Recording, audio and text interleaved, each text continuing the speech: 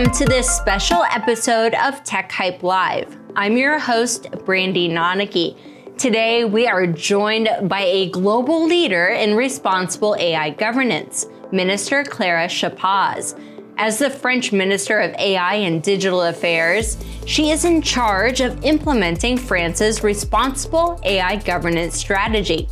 As part of that mission, France will host the AI Action Summit in February 2025, bringing together world leaders across both the public and private sectors to identify ways to harness artificial intelligence to benefit society, the development of appropriate standards to ensure responsible AI, and coordination of AI governance strategies around the globe. To kick off our discussion, I was hoping that you could give us sort of a summary of France's AI strategy. Where is it heading now, and especially with the European Union passing the EU AI Act? Great. Very happy to be here with you this morning. So it's the first time actually that AI is part of the title of the Secretary of State for Digital Affairs. And I think it gives you a sense on how important we believe this technology is, because the potential for fundamental progress is enormous, but also it raises so many questions, and you've mentioned a few of them. And that's basically a testimony to how we want to make sure that not only we make France being one of the powerhouse for AI, but we make it a powerhouse because we have a vision on how the technology should be used. And we want to make sure that we can bring countries together to support this vision. And that's the AI for Action Summit that we'll be hosting February 10 and 11th, 2025. I'm sure we'll have plenty of time to talk about that.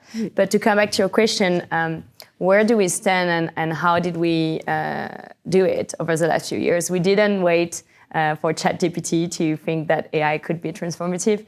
Back in 2018, France put together the first national AI strategy, looking at what are the things that we have in our country that could be an edge building this technology, and the very first and foremost, talents. So we're in one of the most prestigious universities in the world. France also home to some of the best education training programs, research labs when it comes to mathematics in particular. And that's probably one of the reasons why in this trip we landed on Tuesday. I've seen French people all around in the valley working on AI. So back 2018, we thought, okay, if we are going to be serious about this technology, we need to reinforce our research capabilities. And so we've been supporting development of programs, research training programs, focusing on AI. We have 9 what we call AI clusters that are very interdisciplinary and that are working on advancing science behind the technology, because this is one of the strengths we can bring to the world when it comes to developing AI. Second is energy. I'm sure we get a chance to talk about it because that's also part of the vision for the AI Summit. There's a lot of great things that can happen with AI. But yesterday we were discussing with 15 leaders thinking about sustainability and AI, and energy is obviously the key question on this topic. France is lucky to have green energy thanks to nuclear, and so that has also been something that we've been really pushing through when we think about developing AI. How can we make sure we strengthen our edge when it comes to having clean energy, strengthen the infrastructure behind it so that we can get training computing facilities. We have actually a national computer that is used by our researchers that is green because it's working on nuclear energy, so that we can advance the science also on those type of issues. And then ultimately the third big piece of the strategy was how do we create an ecosystem where we can have more and more scientists move towards launching their own companies and see this transfer happen from research science towards building LLMs. I think a lot of people maybe in this room, or at least during this trip, have told us about Mistral AI, H, Qt AI, all those labs that are advancing science when it comes to LLMs. And they're part of a very vivid ecosystem with 1,000 AI companies, all smarter than the others, working on developing not only the sovereign infrastructure and LLMs, but also the applications, especially on healthcare, where France is very well positioned. So that's been the focus. I think we're entering a phase, and it's probably going to make a link with the topics of research that you're working on here, where we have great building blocks, we have great tools, but where we see the next frontier is adoption. Because, and that's also something that was quite surprising for me when I arrived here. If we are not going to see companies, administrations, but also everyone in this room and beyond adopting the technology, we're not going to benefit from the progress it can bring. So the phase 2 of our strategy has been really focused on trying to help companies understand better what are the use cases, administration as well, understand how they can really bring this technology into their daily operations to see what good can come out of it. And this is going to be one of the major focus, I think, for the next years to come. Yeah, and of course, the summit is called the AI Action Summit. So it's really thinking about how do we spur this adoption. Yet, how do you balance the advancements in the innovation with ensuring that there is safety and security and that the public who is adopting it can actually benefit? I think everything is completely linked, actually, because when you talk to people about AI, the truth is we are very excited about AI in this room, but majority of people would not feel comfortable using the technology. Sorry for the people who've heard this anecdote quite a few times now, but the very first words I was told when I landed in the US back on Tuesday was from an agent helping us and guiding us through security. And the American agent helping us navigate, when we left the airport, told us, "Welcome to the US, Mrs. Minister, but please make sure AI doesn't kill my job." Wow. So I think that gives you... Top of mind for them, this concern. Yeah. So that gives you a real sense of, if we don't create this trust, that this technology is here to give benefits for all, it's never going to be adopted. So I don't see, like, on the one hand, trust safety topics, and on the other hand, innovation topics, because it can only work together. And I think companies should understand that and only have an interest into pushing safety topics, because if we don't answer those very normal questions, I mean, it's a new technology, it raises so much concerns, the science behind it is not fully developed to understand also the extent of the potential of this technology and the risks of this technology. We're never going to get the full benefit from it. Yeah, and that is fascinating to me that they're expressing this concern about AI replacing their jobs. And one thing I'm concerned about is they may have no choice. They may not have the autonomy to push back with the companies just adopting this technology and rolling it out. What is the role of regulation in ensuring these protections? Yeah, that's where our view is probably like more optimistic. I think what we're trying to achieve, and we were also talking with the state of California earlier today, is seeing how this technology can empower a lot of workers to do their job better. So take a very concrete example that we were discussing this morning. In all the states in the world, you have a lot of administrative work that goes into, I don't know, auditing a health facility, making sure that everything is check and balanced. There's a lot of this work that gets, and a lot of hours that get spent on just writing reports, comparing reports with like what needs to be done from a regulatory perspective. If AI can help those workers fill those reports, like, and analyze those reports instantly, it means that the workers that were spending countless hours just filling papers can now have time to think, what is a way I could improve safety in those health facilities, or what is a way I could improve processes. So the biggest challenge, I think, is not how jobs are going to be displaced, but it's more how we're going to manage to train workers all around the world to use those tools for their great benefits. And to that extent, the Ministry of AI in France is linked to the Ministry of Higher Education and Research.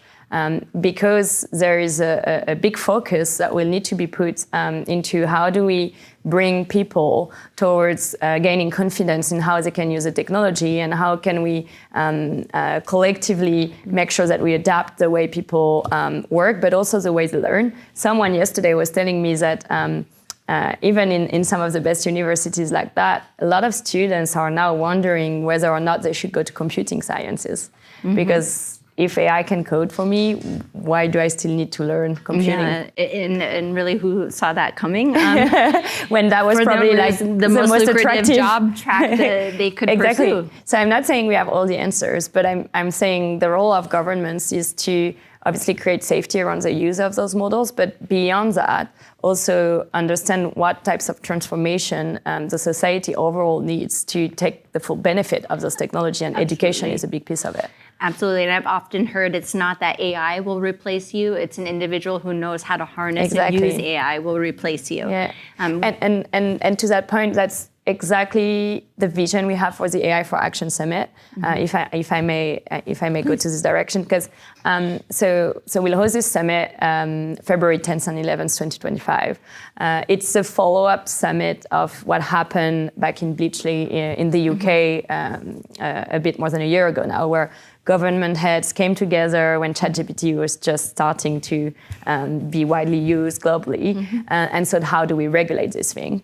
But the vision we have as a country is that it's such an important topic that it cannot, the way we think about it globally cannot be only focused on regulation, but needs to be focused on exactly the question you said, like how do we make sure that contrarily to whatever has happened before with technology, we don't end up in a world where it's going to be always the same people who can take the full benefit of the technologies. The countries who are building these technologies, the people who are more tech savvy and for who it will be easier to use it and get the benefits out of it.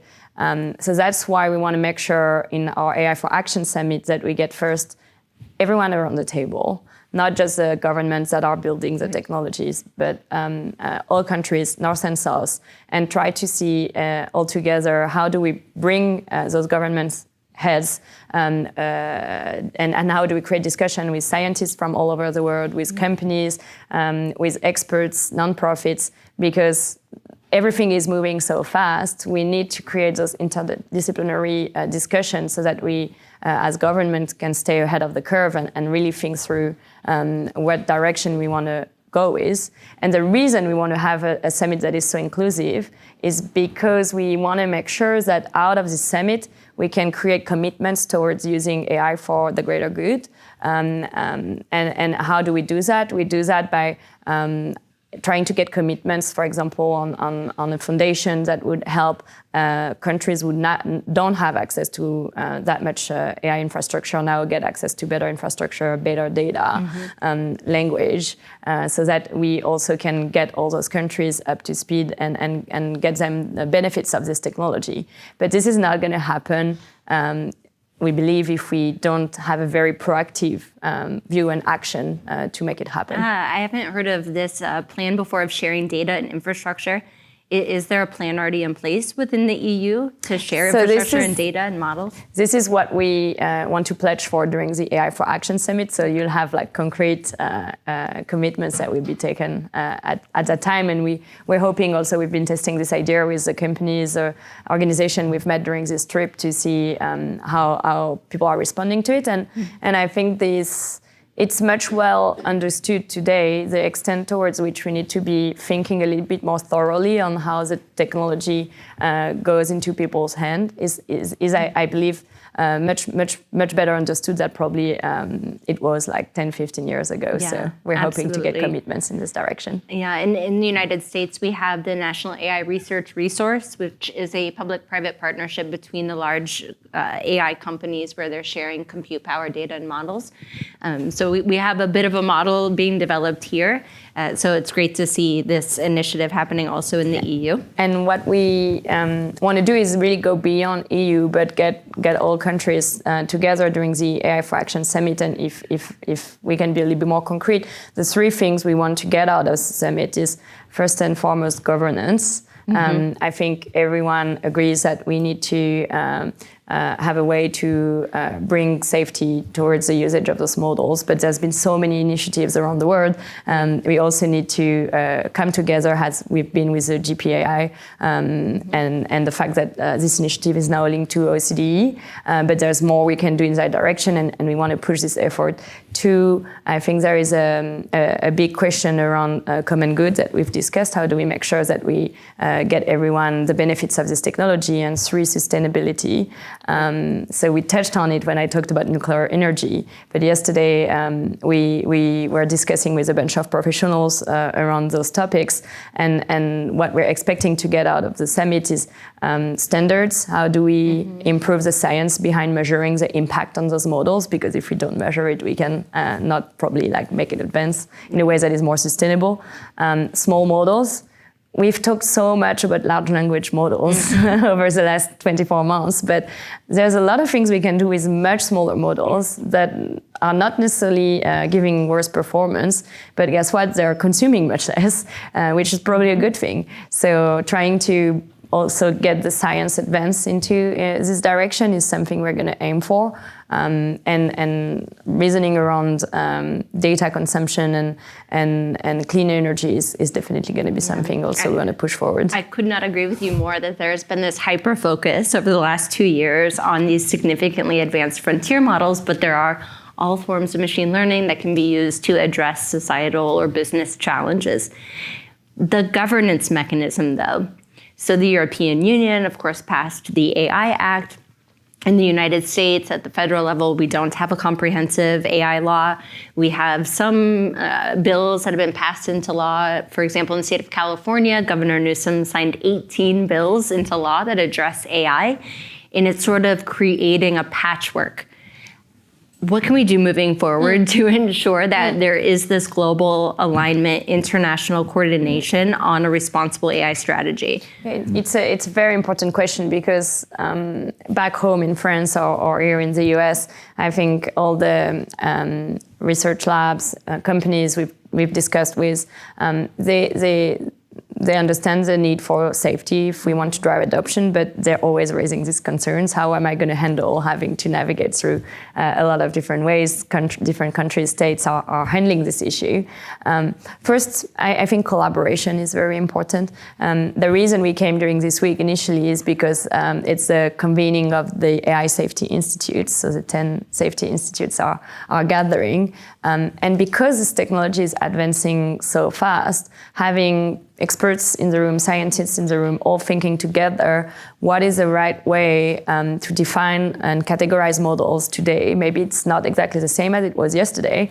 How is the science evolving behind that? How do we evaluate models? Having people working on this from the company side, from scientific side, getting this everyone in the room is very important to make sure that the way we're thinking of evaluating models is aligned with the way the models themselves are evolving. So collaboration is extremely important, and to that aspect, it was great to see that the AI Safety Institute started working at this network and really collaborating during this week and gathered here. And we want to do more of that during the AI for Action Summit. But then definitely there will be a need to make sure we stay as aligned as possible, countries to countries. That's why the GPAI initiative, working hand in hand with OCDE, is also very important, so that we can make sure that whatever is getting written down, built in one area of the world is spread across and try to align on international standards. The EU is working on a code of conduct at the moment, and during this process there is definitely a piece of how do we align and how do we make sure we can push towards having standards that are internationally used. But we also need to be realistic that this technology is not new, but the way it has gotten so involved into everyone's daily life is pretty new.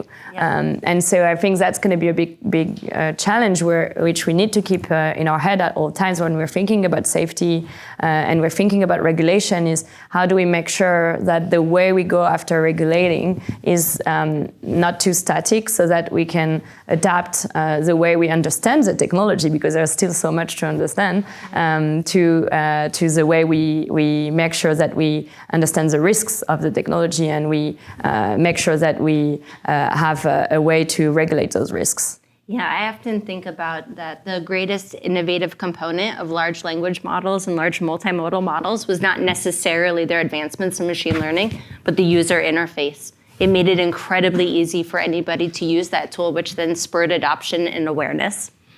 Now, the European Union, they take a risk-based approach to assessing AI systems, not necessarily focused on how significantly advanced that model is. Over the past couple of years, there's much more concern about frontier models, these large models. As you've pointed out, there are many forms of machine learning. They can perform just as powerfully in some ways for certain use cases as these large frontier models. How do you see that evolving in the international discussions about whether we're going to continue to focus on the technical capabilities versus thinking more about a risk-based approach? Yeah, it's a good discussion and good question. Our approach at European level and the views that our President Emmanuel Macron has pushed for is to find the right balance between regulation and innovation, and to do so really making sure that where we focus on is regulate the risks, because the technology itself is not bad. It's the way you use it that could cause a problem. So we'll keep on pushing for this vision, and hoping to now pay very much attention on how we'll implement the EU AI Act, because the text is written, but over the next few years, we'll also have to see concretely how this is going to get implemented across the Union. One of the things we will need to pay attention to is a bit going back to the conversation we were having before, is how do we make sure that every EU member state doesn't implement it in a way that is widely different from the others. I think you have the same here with the states having their own regulation. So this will be something that we'll be very careful with. Yeah, some of that coordination. And earlier, I had the pleasure of meeting with the minister before today. We were talking about a very controversial California bill, SB 1047, introduced by Scott Wiener. This bill would have put in place requirements for risk assurance pre-deployment for these significantly advanced frontier models. The bill was vetoed by Governor Newsom. However, I wonder if it will be reintroduced in the new term. But you also said it's quite famous in France. And I'm curious, how does Europe think about a bill like SB 1047 that is primarily focused on the risks of these large models? Yeah, I think the vision we've had over the last 2 years is again this vision of collaboration, because everything is moving so fast. We've been obviously very keen to understand how the conversation was evolving here, and that's why as well for us it's important that we keep on having those big summits where we bring everyone in the room, because this is only by having collaborative interdisciplinary discussions that we'll be able to evolve in the right direction around this discussion, and not by having like each government head in their own country trying to assess which direction to go. So that's why it was quite famous for us, because it was good to see what approach was taken, but also what was the reception in the country, and following also the work that has been done since this bill was vetoed. What I understand from the conversation I've been having with some official within the state of California earlier this week is that there's been a lot of work done in trying to get pilots using this technology with some very concrete use case like administrative work that we talked about, but also transportation, language, helping people who are living in the state access services in their own languages. So their approach of trying to get the technology in the hands of the people and trying to also understand how they use it was also interesting to watch. Going back to your question, I think that's definitely like where we will want to make sure we can have global conversation during the AI for Action Summit, because every country is going a bit in their own direction on how do we evaluate and regulate those models, but we all have to learn from each other. So. Another very controversial topic is around open versus closed AI models. And I remember when the EU AI Act was being debated, France pushed back on some limitations on open access, saying, you should say, I don't mean to put words in your mouth, but essentially that it can support innovation. What is France's stance right now on open versus closed large models? Yeah, we believe open has a very great role to play when it comes to accelerating innovation, but also when it comes to also discussion around safety and evaluation. There's been a lot of work done preparing the summit that will happen in February. Actually, I was at an event 2 days ago where they were discussing some of the latest discussions around open. But similarly, what came out of this working group and all the discussion is also the need for common standards to help evaluate models that comes out of the of this field. But yeah, I mean, one of the fastest way we've have companies like Hugging Face that maybe you're aware of that has helped the entire community make so much progress on open. Mistral AI, which is the one that is creating some of the most famous LLMs now, is also very strongly in favor of open innovation, and from a philosophical perspective, definitely in support of this type of work, because that can help us get so many more people involved into the way we build the technology that it can help us accelerate the understanding behind it. Yeah, I think that is a really important component of open, but there are also some risks, right? It can enable certain scammers, schemers, nefarious actors to exploit. That's why standards, I think, is definitely one of the next big thing that we will want to make concrete steps towards, especially during the summit. How do we create common standards to be able to evaluate this type of behavior is going to be very important. Yeah, I completely agree with you. Standards are core to this, like IEEE, Senelec, ISO, the International Standards Organization that's helping to guide not only the technical standards for these systems, but also socio-technical standards, which are incredibly important. So standards is that thread that brings everybody together where they can actually get on the same page about implementing appropriate risk mitigation. One thing I'm very concerned about is that we have very high-level discussions around AI governance with different countries, with also the private sector, and we're not necessarily speaking the same language, so to say. How do we truly incentivize collaboration between both the public and private sector with the shared goal of truly achieving responsible AI governance? I think it's very it's exactly the thinking that we have had when we've thought about how this technology is evolving and how can we build a more responsible and sustainable AI.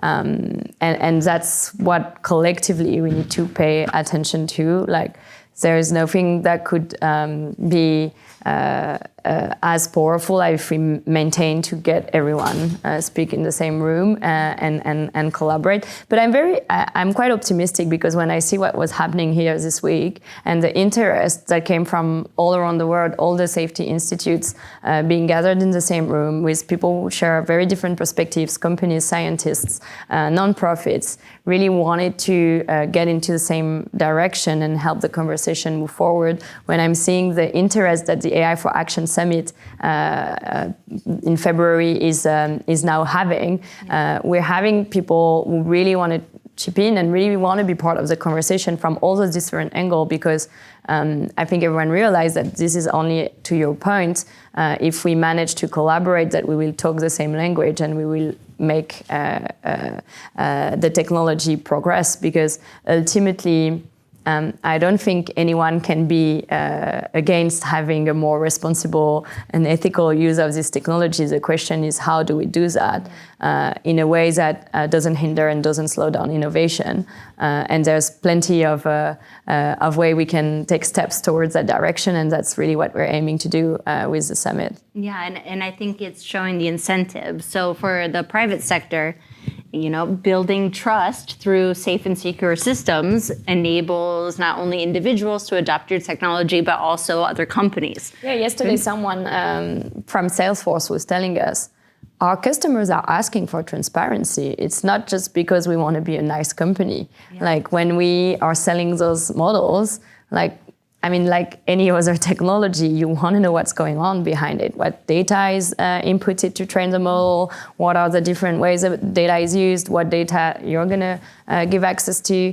And companies are asking for it. So incentives are aligned, and companies have understood that if they want to, even from a pure commercial perspective, if they want to get the most out of the technology, they have to build products that are responsible, transparent, ethical, because this is the only products that people are going to buy.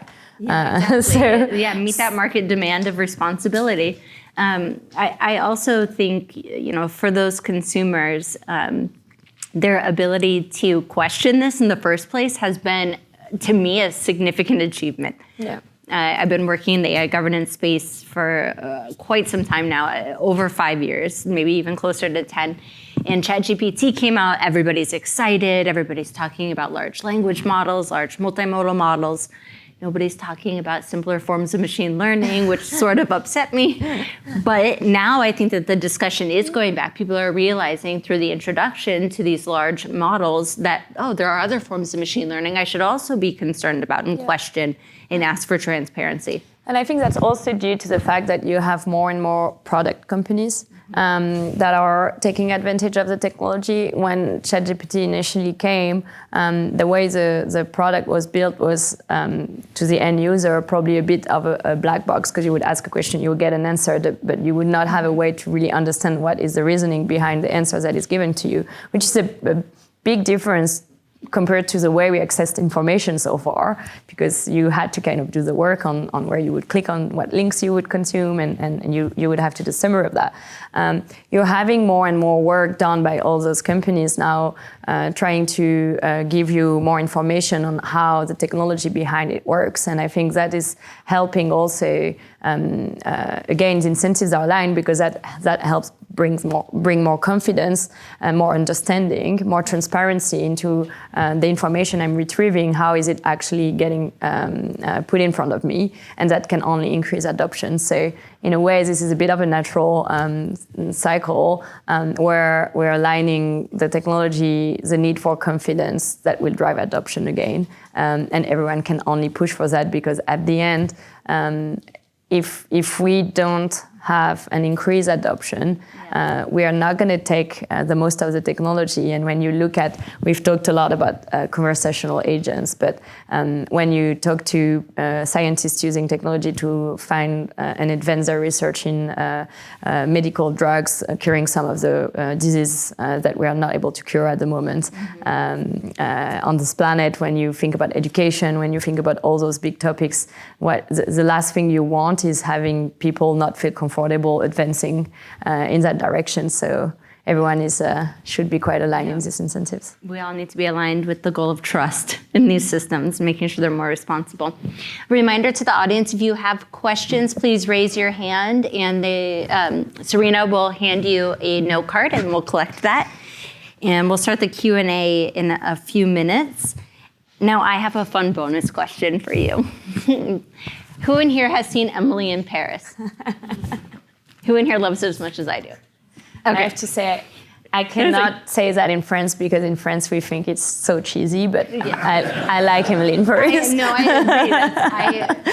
Please don't share. That's the best part to me, how cheesy it is, because then I can scoff at the screen. But Minister Chappaz is not only a leader in responsible AI governance, but a very successful businesswoman, having first launched Lullaby, which is a secondhand market for children's clothing.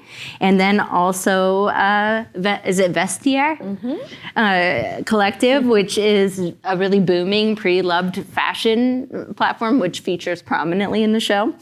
No, I'm curious.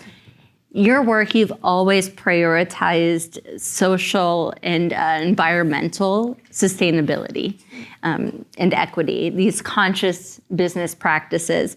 How can we best institutionalize those values into AI? It's such an important question, because we were talking about that yesterday during this roundtable around sustainability and AI. But coming back to your point on we might not need such large models for any question. Like every time, I don't know, I use Le Chat, which is Mistral Chat or ChatGPT to ask a very simple question, I always think like, okay, is that really needed, the impact on the environment that is created by this request that I could basically find in a way that doesn't need such a large language model? But I think for that discussion to happen, again, we need to come to standards of measurements, because we need to have a much better sense on what's the impact of those models on the energy consumption. And it's not energy, it's also water, because if we want to have more efficient data centers, and I mean, heating is a big part of the equation, and to cool down those data centers, you need more water. So this also has an impact on the environment. So making sure first that we understand much better the impact, then making sure we can educate people in general that small is beautiful, and that there's a lot of ways that small models can answer a lot of our needs. I think during the summit, what we'll do is we'll do a contest on small models, trying to find like some of the pressing questions, or creating a challenge around how we can get companies. Hugging Face is very involved into this, trying to build small models for questions that so far have been answered with much bigger models. So it's a beginning, but it gives me comfort when I see that these questions have been discussed here as well during my trip. And again, we need science, because science will help us solve some of those big questions for sure. Yes, exactly. And I'll just mention, this has been an issue in the United States. We've been looking at the use of nuclear. I think Microsoft is using a nuclear reactor to power some of its tools. But then also at the federal level, there was a proposal under the Biden administration around green data centers, so looking at alternative energy. We'll see how that will pan out in a second Trump administration, if green energy will still be prioritized. I remain hopeful that it will. We have great green energy in France, so we can host the training and inference of quite a few models. We hope. I do have a question from the audience. So we have been discussing AI safety quite extensively. How do we define AI safety? What does it actually mean, and aligning toward what goals? And I'll add, whose goals? Big question. The view we've been taken in Europe is safety needs to happen in the way the models are used. So it's really like the risk associated with the models that we are trying to give confidence to the users that it has been evaluated in a way that can provide this safety. So behind safety, there's quite a lot going on, which is the ability to gain transparency into what is inputted in those models, the ability to understand the responses of those models, and the ability to create a framework towards, by different usages, we get different requirements, so that we can make sure that we can use this technology in a way that is not going to harm humans, basically. Yeah, and ensuring security of these systems and data. Thank you. Grabbing another question. But maybe this process, there is a lot of pieces that needs to be looked after. Data, for example, we spent last week quite a bit of time with cybersecurity experts in France, because there's a lot of advanced science around cyber in the country, and the way that models are able today to make sure they don't get data poisoned is, for example, one of the aspects of safety. So it really goes all the way on the whole chain. Absolutely. The next question is quite interesting, and there are several lawsuits in the United States touching on this issue. The role of training data, especially the role of training data that plays in open versus closed models and access. So in the United States, the New York Times is suing OpenAI for use of its data, claiming that it has infringed on their copyright, and that ChatGPT produces articles that are nearly verbatim the same, not transformative of the original work, and thus affect the value of the New York Times. I'm curious. What do you think about the role of training data, and what do we do with this It's a balance? big topic as well at the European level, and obviously in France, because France is a country where culture has been quite an important part of our history.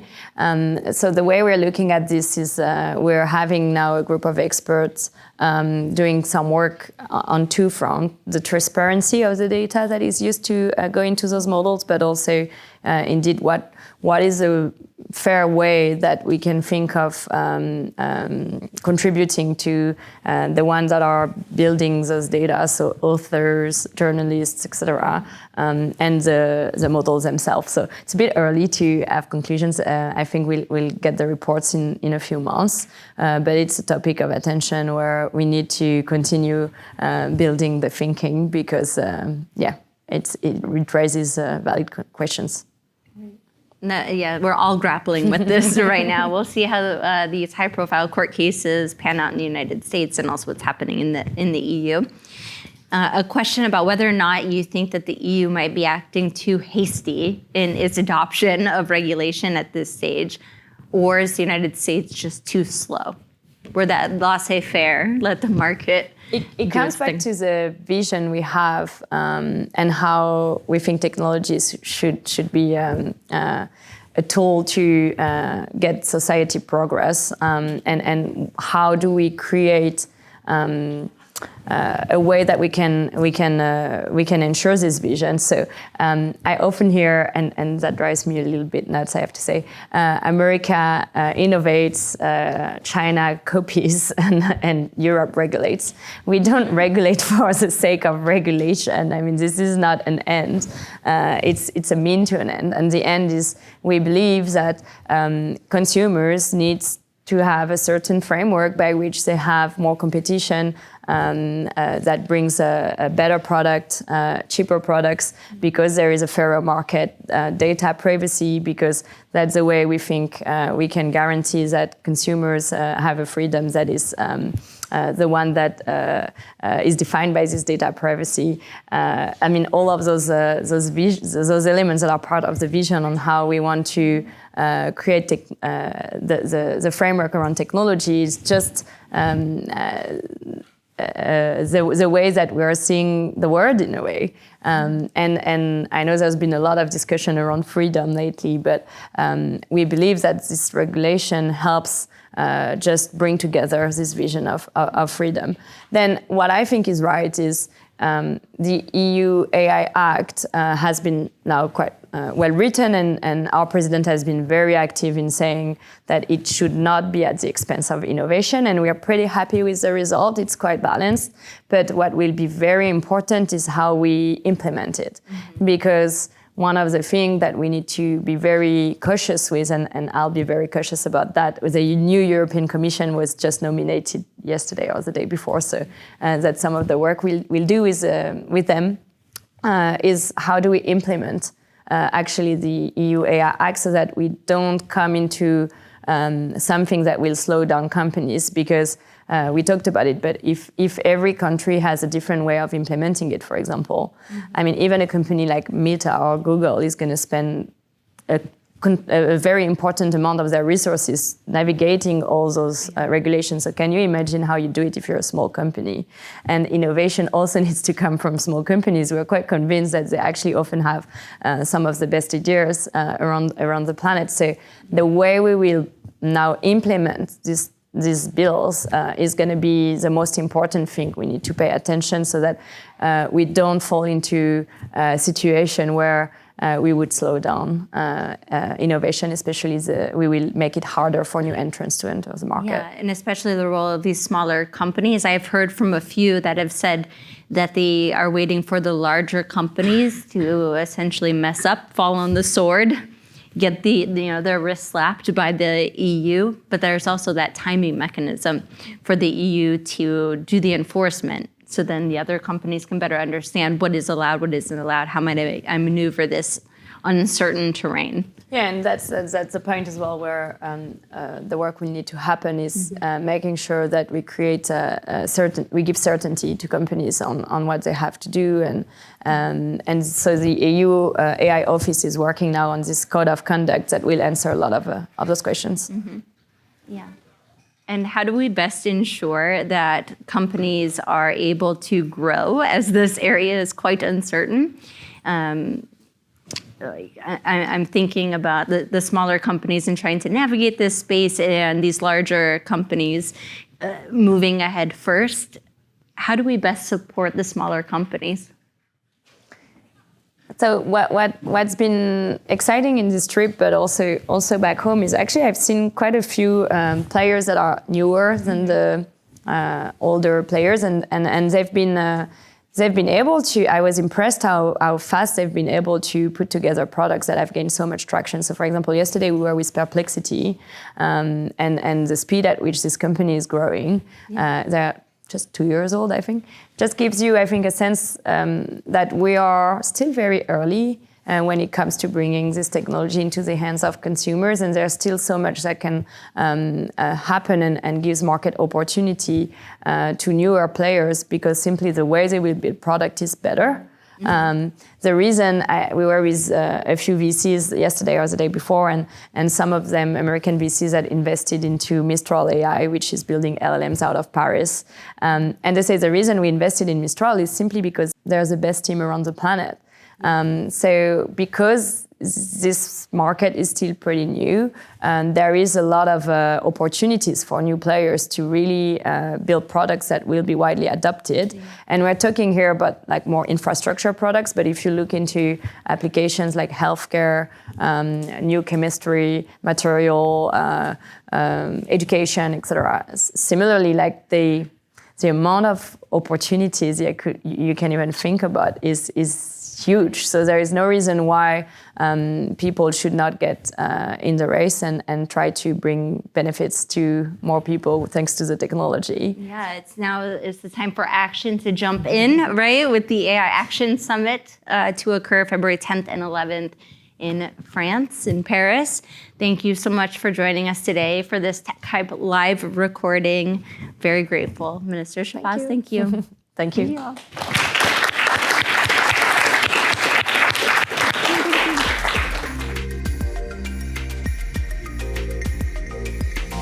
Thank you for joining us for this special episode of TecHype Live. Want to learn more about the AI Action Summit, or are you concerned about the role emerging technologies will play in your life and what government's doing to protect you? Check out our other episodes at techhype.org.